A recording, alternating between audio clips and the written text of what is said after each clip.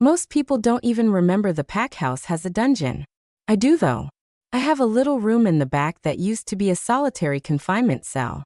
It smells of old piss, vomit, and blood. You get used to it. I have a cot and an old tattered blanket to keep me warm. I even scored a lamp out of the trash. It still works, so I have light to do my homework. Home sweet home and all that jazz, right? I mean, at least I'm not a rogue. Oh yeah, I should introduce myself. My name is Iacast Latmus, but I go by Cass. No one calls me Iacast except for teachers on the first day of school. I'm a werewolf in the Silver Moon Pack. Since I'm an orphan, I'm not completely sure how old I am, but pretty sure I'm 16. Also, I'm an Omega, which means I'm a servant. My job is to make the meals for the werewolves who live in the pack house. Between making breakfast and dinner for over 100 wolves, cleaning up after them, and restocking the pantries of the ranked members' apartments on the 3rd and 4th floors, I do normal teenager stuff. Except I don't really have a lot of spare time to do normal teenager stuff. So homework is the extent of my normal teenager stuff. Right now, it's 11:30 at night. I'm putting the finishing touches on my English essay when I hear the door of the dungeon slam open. Great. Now what did I do? It doesn't take much. Alpha Graham Connors is an alcoholic. It's really difficult for werewolves to get drunk, which means you have to drink really heavily to feel the effects. Which means he probably had a fight with Luna Caroline about his drinking.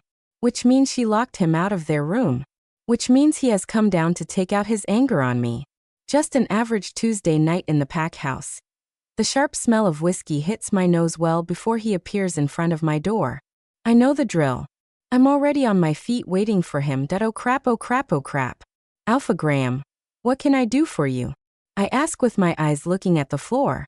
I keep my hands clasped in front of me, trying to look as small as possible. Without a word, a whiskey bottle whizzes past my ear and smashes against the wall above my cot. I flinch and can't help but start to tremble and hug myself. We're beyond oh crap. We're in oh shit territory now. Whatever is about to happen, it's going to be worse than usual. He lunges forward and grabs me by the throat with both hands. I feel tears coming to my eyes as the lack of oxygen turns the edges of my vision dark. I desperately claw at his hands, trying to escape his grip, but it's no use. He picks me up by the neck, so I'm at face level with him. His eyes are pitch black, indicating his wolf ruckus is at the surface. His breath stinks from drinking and his face is red with anger that I start gagging and choking from the lack of oxygen. Without warning, he throws me across the room as if I weigh nothing.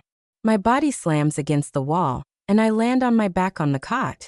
The shards of the broken bottle pierce the skin on my back through my thin t-shirt. The whiskey makes the cuts burn. I try to muffle a scream as the pain sears through me. He comes across the room and picks me up roughly by the hair. I feel the shards of glass cutting deeper as he pulls me up. He slaps me as hard as he can before throwing me to the ground.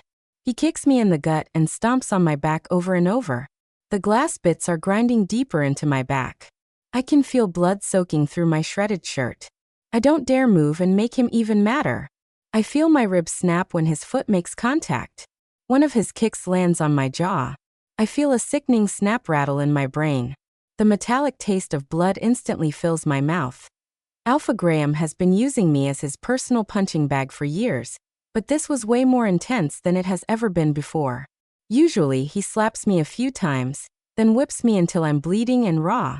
In the past couple of years he started dipping the whip in wolfsbane, which makes me heal slower, so now I have gnarly scars across my back and arms. Aphagam Sthoff. Pleesh. I managed to eke out my voices small and garbled between the broken jaw and blood pouring out of my mouth. He abruptly stops and walks out of the room. He comes back a moment later with the whip and starts lashing my back relentlessly. The whip is dripping with wolfsbane. The lashes, combined with the glass shard still in my back, combined with the wolfbane is too much. My vision turns blurry and I black out. Blackness and numbness surround me. Is this what being dead is like? It's peaceful, but a little bit boring. At least I don't have to feed the pack. Oh dang, I didn't get a chance to turn in that English essay. It was a good one too. The constant soft beeps are soothing. I don't know how long I've been dead, but I feel like I want to open my eyes, ready to take on the afterlife. After what seems like forever, I'm able to open my eyes and find I'm alone in a soft, comfortable bed in a brightly lit, clean room. This is the afterlife. Maybe this is some sort of waiting area. But where's the lobby? Is there a receptionist? My mind slowly becomes more clear, and I realize I'm not dead. I'm in the pack hospital that I need to leave before the Alpha finds me outside the dungeon. I try to get up, but I can barely move my body. Every move causes excruciating pain. I start to panic, making the beeps in the room become faster. Oh, I'm hooked up to a bunch of machines. I try to figure out how to unhook them so no one hears the noises. Too late, I hear people in the hallway getting closer. I try to sit up. I need to ignore the pain. I have to escape. I slowly slide off the side of the bed. My legs audible. The tubes and wires sticking out of me preventing me from getting too far. The door opens and the pack doctor comes in with a nurse. The doctor is an older man. He has black hair that's turning gray on the sides. The nurse is young with blonde curly hair pulled back into a ponytail. Ah, Cass. You're awake. Let's get you back in bed, shall we? The doctor says gently. He and the nurse come to either side of me and reach out to hold my arms. A deep growl escapes my chest. Don't touch me, I snap, shaking them off. My voice is scratchy and raw and my mouth feels like 1,000 needles are poking into it. It's all right, Cass. No one is going to hurt you here. We're trying to help you heal. Let's get you back to bed and get you a drink of water. The doctor raises his hands in surrender, but I look at him hesitantly before accepting their help back into the bed. The nurse hands me a cup of water with a straw. It hurts the whole lower half of my face to drink, but the water feels good on my throat. The doctor sits in the chair beside the bed as the nurse checks my vitals and starts messing with the tubes and wires attached to me. Cass, you had surgery to remove hundreds of shards of glass from your back. We also had to reset some ribs, your jaw, and you had a lot of wolfsbane in your blood. We gave you a transfusion to clear it from your system so you could heal. The doctor explains, you're lucky you didn't die. Sure about that last part, Doc? I think to myself. When the pack realized breakfast had not been prepared, Beta Tate went to get you and found you on the ground in your room. He looks at me with sympathy. Cass, who did this to you? It's a crime that could be grounds for banishment from the pack. Based on the scarring, this isn't the first time you've been attacked. I can't answer him. I stare at my hands on my lap quietly. How can I tell him Alpha Graham is the one who caused this? There's no way he'd believe me, even if he did. What are they going to do? Banish the Alpha? Fat chance of that. I decide my best move is to just shake my head no. I don't want to get kicked out of the pack for lying. I have nowhere to go. I would be a rogue. Okay. Let's move on to the next question. When do you turn 17? He looks at papers inside his folder. I don't know exactly, sir. I say honestly that he looks at me with a furrowed brow. He glances at the nurse and asks her to give us privacy for a few minutes. Oh crap. Am I in trouble? I just woke up. I don't know what I could have done while I was sleeping. She finishes what she's doing and leaves the room. You don't know your birthday, Cass? He asks, confused.